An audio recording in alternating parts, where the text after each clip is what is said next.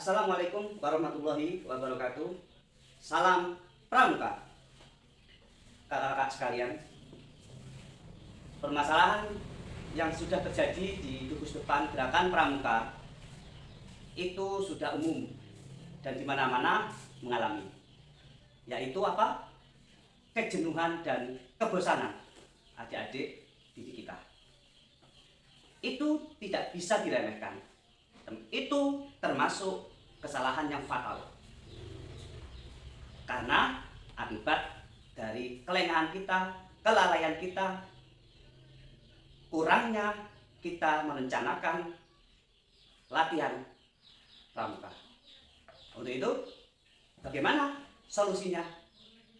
Bagaimana penjelasannya? Ikuti terus. Oke? Kebosanan dan kejenuhan adik-adik penggalang kita akan membawa dampak ketidaksukaan terhadap gerakan pramuka.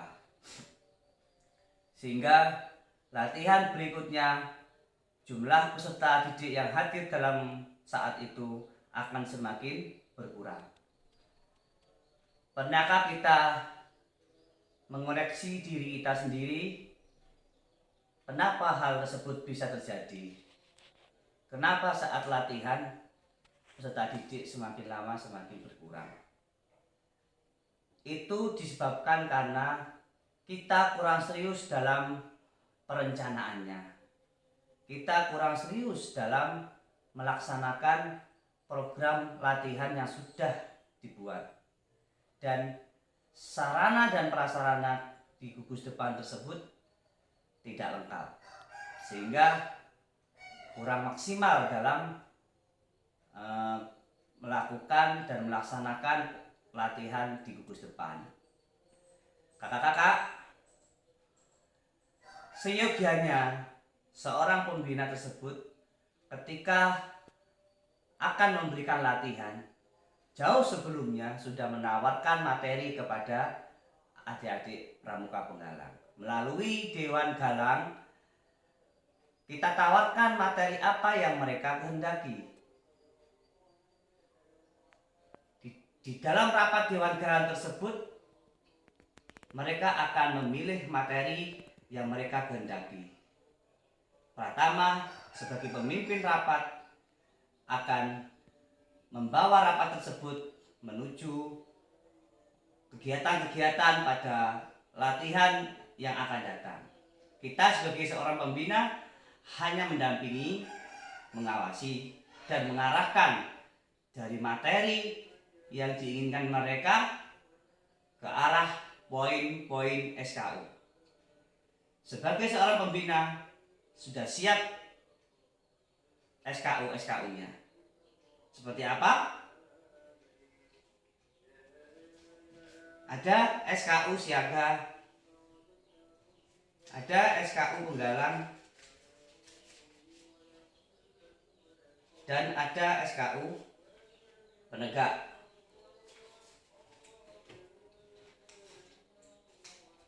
Pembina harus menyiapkan buku panduan penyelesaian SKU. Karena KMD saat ini adalah golongan penggalang, tentu kita akan memilih si SKU penggalang. Kenapa harus SKU? Karena SKU adalah kurikulum kegiatan kepramukaan di gugus depan. Di dalam SKU tersebut ada 5 area pengembangan yang harus kita pahami bersama. Apakah area pengembangan tersebut dan bagaimana cara menyusun program latihan? Ikuti keterangan berikut ini. Kakak-kakak, pada pertemuan ini akan dibahas tentang penyusunan program peserta didik atau akrab di telinga kita dikenal dengan Prodik. Tujuan penyusunan program latihan agar kegiatan kepramukaan yang kita lakukan di gugus depan bisa terencana, terorganisir, terkendali, dan terlaksana. Sehingga harapannya tidak ada lagi siswa-siswi pramuka penggalang merasa jenuh dan bosan, karena jauh sebelumnya sudah direncanakan dalam program latihan. Kakak-kakak, penyusunan program latihan peserta didik ada 5 tahap. Mudah dihafal karena jumlahnya sesuai dengan 5 jari kita. Yang pertama, buatlah target. Yang kedua, program tahunan. Yang ketiga, program semester. Yang keempat, program mingguan. Dan yang kelima, rencana membina. Kakak-kakak, target yang dimaksud dalam hal ini adalah target program gugus depan selama 1 tahun. Di antaranya, semisal 1. Gugus depan tersebut akan melakukan penertiban administrasi seperti musyawarah gugus depan. Berarti dalam setahun itu akan ada musyawarah gugus depan. Yang kedua, administrasi gugus depan. Dalam setahun akan ada penertiban administrasi seperti jurnal, buku tamu, buku inventaris, buku keuangan, dan lain-lain. Masih banyak, termasuk penginputan identitas peserta didik yang baru dengan aplikasi SIPA. Yang kedua, untuk bina satuan. Bina satuan di Gudep tersebut meliputi latihan rutin, bisa diselenggarakan seminggu 1 kali atau lebih. Dalam latihan rutin ada pencapaian SKU penggalang ramu, ada pencapaian SKU penggalang rakit, dan seterusnya. Biasanya kalau di SD, pencapaian penggalang ramu dan penempuhan penggalang rakit. Yang ketiga, dalam latihan juga ada pemberian 5 TKK umum. Yang keempat, ada geladian pimpinan regu, disingkat Dian Pinru. Dian Pinru adalah pertemuan para pimpinan regu untuk mengasah pengetahuan kepramukaan yang nantinya akan diajarkan dan disampaikan kembali kepada anggota regunya masing-masing. Ada persami, persari, jambore, maupun lomba-lomba penggalang yang lain. Ini tingkat satuan. Apabila ingin ada program di kuartir rantingnya, kakak bisa koordinasi kepada pengurus kuaran terkait waktu pelaksanaannya. Yang ketiga, bina diri. Bina diri untuk pembina. Pembina dalam setahun di gugus depan tersebut akan mengikuti kegiatan pelatihan seperti KMD dan KML, Karang Pamitran, Gelang Ajar, dan lain-lain. Ini pun juga harus koordinasi kepada kuartir ranting apabila ada pelatihan tersebut, sehingga waktu pelaksanaan bisa terdeteksi. Ada pengembangan SDM untuk kepramukaan bagi anggota MABI, dan ada pencapaian tanda penghargaan orang dewasa, umumnya adalah Pancawarsa. Dalam setahun di bina masyarakat itu ada kegiatan sosial. Adik-adik, setahun itu kegiatan sosial apa yang akan dilaksanakan? Itu ada targetnya dan tertulis. Kemudian ada partisipasi dalam kegiatan sosial di warga setempat seperti kerja bakti, panitia lomba, karang taruna, dan lain-lain di kampungnya masing-masing. Kakak bisa memberikan arahan kepada adik-adik di gugus depannya untuk berperan aktif di tempat tinggalnya masing-masing. Yang kelima, peningkatan surplus dan lain-lain. Kakak-kakak, setelah kakak membuat target yang akan dicapai sebuah pangkalan, kakak menguraikan target-target tersebut dalam program tahunan seperti tabel berikut. Penertiban administrasi meliputi musyawarah gugus depan dan administrasi gugus depan. Indikatornya adalah sudah jelas. Musyawarah gugus depan, indikatornya adalah struktur organisasi gugus depan. Itu terlaksana pada bulan ke-7 awal masuk. Ini contoh. Tempatnya ada di gugus depan. Tersusunnya program kerja. Program kerja latihan selama setahun itu juga dibuat pada bulan ke-7. Berikutnya, administrasi budep meliputi buku program tahunan, buku program semester, buku kas, dan seterusnya itu dilaksanakan pada bulan yang bervariasi. Pendataan identitas peserta didik atau SIPA dilaksanakan pada bulan ke-7. Tempat ada menyesuaikan. Karena apa? Karena penginputan peserta didik ini bisa dilaksanakan di rumah atau di sekolah. Untuk bina satuan, kegiatannya adalah dinamika kelompok. Indikatornya pembentukan regu dan pasukan. Biasanya itu ada di awal masuk tahun pelajaran. Ada Dian Pinru. Indikatornya adalah pembekalan Dewan Penggalang.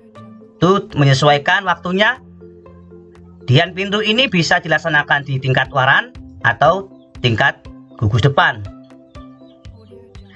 Latihan rutin selama setahun, penempuan SKU bagi Ramu, bagi kelas 5, Rakit bagi kelas 6, SKK itu dilaksanakan setiap 3 bulan sekali atau juga 2 bulan sekali. Kalau saya 2 bulan sekali, yaitu bulan ke-9, bulan ke-12, bulan ke-3 tahun depannya, dan bulan ke-6.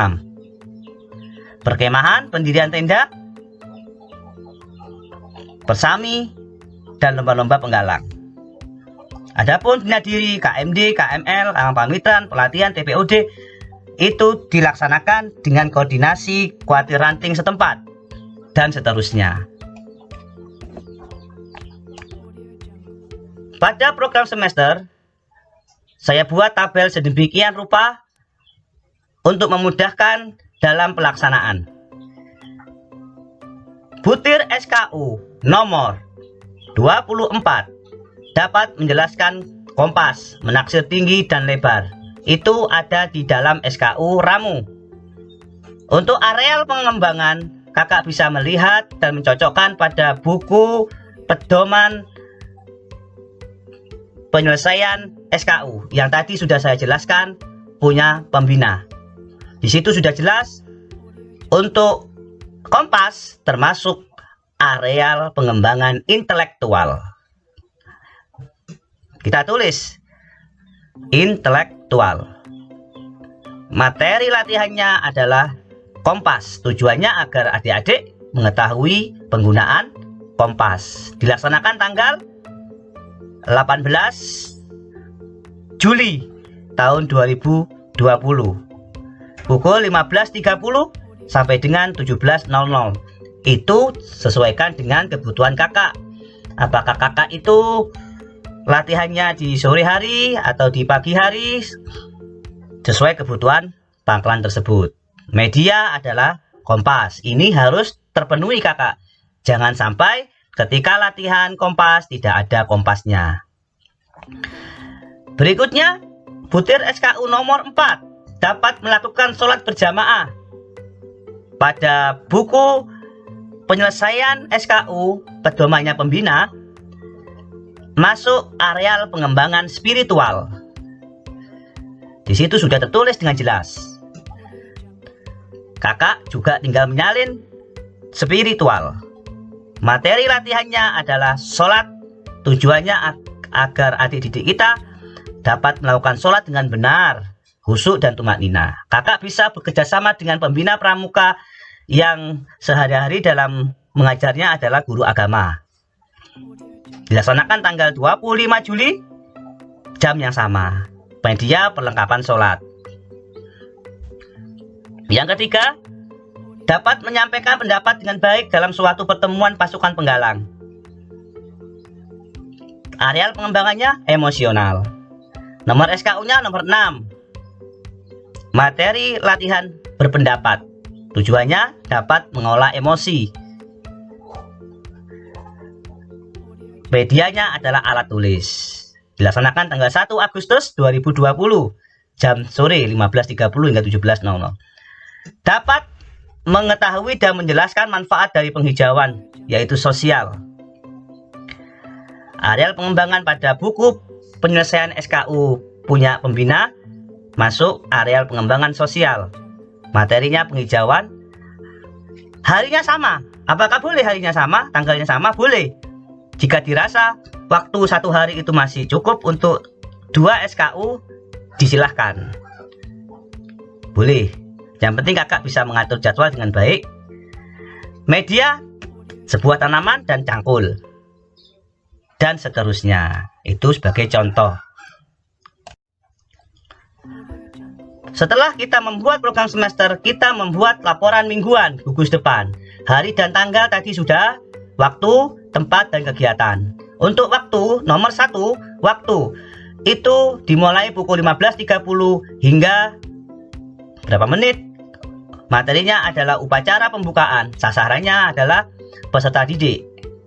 Pencapaian, SKU nomor berapa, SKK nomor berapa. Media yang dipakai kalau upacara adalah bendera, teks dasar dharma, teks Pancasila, kemudian sound, salon, pengeras suara, dan lain-lainnya. Pematerinya adalah kakak pembina atas nama siapa, tempatnya di mana, di alam terbuka atau di gugus depan. Nomor 2, bisa waktu untuk materi. Materi apa yang akan disampaikan, sasarannya apa, SKU-nya nomor berapa, SKK nomor berapa, medianya apa saja. Terus sampai upacara penutupan di akhir juga demikian, jam-jam berapa sampai jam berapa. Mengetahui Kamabigus membina gudeg, membina satuan penggalang. Yang kelima adalah membuat rencana membina. Setiap akan latihan, kakak menyiapkan rencana membina yang sudah dibuat sebelumnya di rumah, agar kegiatan kakak saat latihan tersebut berjalan lancar, tidak ada hambatan sesuai dengan rencana. Format yang disediakan seperti ini. Nantinya kakak juga seusai materi ini, kakak akan diberikan tugas untuk masing-masing kakak untuk membuat rencana membina yang nantinya akan dipraktekkan dalam praktek membina di hari berikutnya.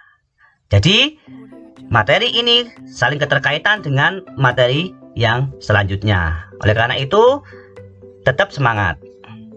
Di sini formatnya adalah gugus depan Banyuwangi, nomornya berapa, langsung dilanjut SD apa, SMP, MI, MTS, dan lain-lainnya. Golongannya penggalang ramu atau penggalang rakit dan terap, terserah. Kelasnya kelas 5, semester 1, waktu 90 menit. Harinya hari apa, tanggal berapa. Materi SKU 24, Kompas. Standar kompetensinya jelas. Pencapaian, sumber belajar dan media, buku panduan, kompas, alat tulis, papan whiteboard, spidol. Materinya dijelaskan secara singkat saja. Fungsi kompas adalah penentu arah mata angin, dan seterusnya dan seterusnya. Metode kepramukaan ini yang paling penting, karena apabila sebuah latihan, langkah-langkah kegiatan apabila tidak dibungkus dengan metode kepramukaan, maka latihan tersebut tidak akan sukses. Dan akan menumbuhkan sifat kejenuhan dan kebosanan yang tadi sudah dipaparkan.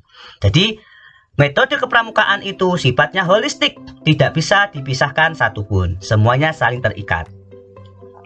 Langkah-langkah juga dibungkus dengan kegiatan metode kepramukaan. Upacara pembuka, kemudian pembiasaan, baris berbaris, pelafalan dasar dharma, himne pramuka, itu juga kegiatan inti juga sama. Dan diketahui oleh Kamabigus dan pembina. Untuk area pengembangan SKU ada 5, yaitu sesosif. S yang pertama adalah spiritual, E emosional, SOS sosial, I intelektual, F fisik. 5 elemen ini berada di dalam SKU. Jadi kakak harus menuntaskan untuk adik-adik agar bisa selesai SKU-nya dalam jangka waktu tertentu. Secara otomatis mereka juga telah melatih dirinya untuk menuju ke pengembangan sesosif tersebut. Yang pertama, spiritual. Spiritual ini berkaitan dengan keagamaan, hubungan manusia dengan Tuhan. Contohnya, taat beribadah, menyayangi makhluk hidup. Dalam SKU tersebut dijelaskan agar bisa melaksanakan praktek sholat. Itu merupakan area pengembangan spiritual. Tujuannya dan harapannya agar adik-adik penggalang kita memiliki hubungan yang erat terhadap Tuhannya, sehingga juga menyayangi makhluk hidup dan lain-lainnya. Spiritual ini sangat menentukan akhlak seseorang. Semakin tinggi tingkat spiritualnya, maka semakin baik akhlaknya. Oleh karena itu, bungkuslah kegiatan kepramukaan dengan spiritual yang baik. Yang kedua adalah emosional. Dalam SKU, area pengembangan emosional ini adalah mampu mengelola dan mengungkapkan emosi yang positif. Contoh, penggalang bisa bersenyum, penggalang bisa saling mencintai, saling bahagia, saling menolong, tidak ada kata marah, tidak ada kata sedih, ya kan? Itu adalah emosi yang positif. Karena ada juga emosi yang negatif. Tapi yang diharapkan dalam SKU ini adalah emosi yang positif. Pramuka tidak kenal marah. Pramuka senantiasa senyum dan sabar. Itu harapan kita.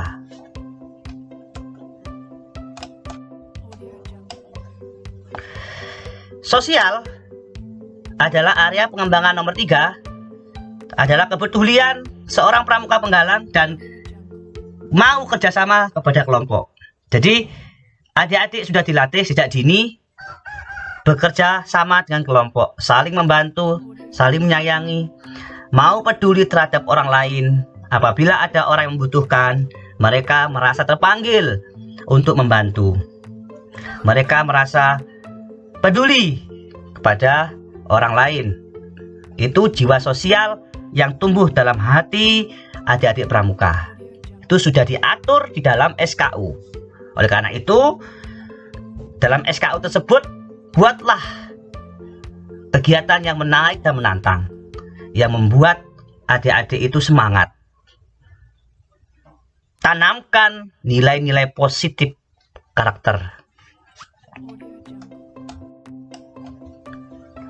Selanjutnya nomor 4 adalah intelektual, berkaitan dengan kognitif adik-adik pramuka.